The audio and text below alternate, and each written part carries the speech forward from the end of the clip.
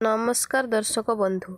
आज आपण माने सिंदूर खेल सीरियल रे आद्या और अंशर रोमांटिक सीन देखा पाइबे।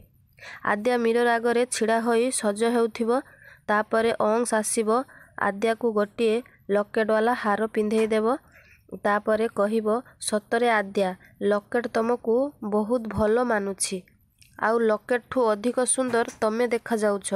तापरे मल्लिका लुचि लुचि सबु कथा शुणुथिबो। तापरे मल्लिका रागरे मने मने आद्या को कहूथिबो, आद्या तू मने मने बहुत खुशी हेउछु ना? जेते खुशी हवा कथा हो, हेले तोर ए खुशी बेसी दिन नुहे।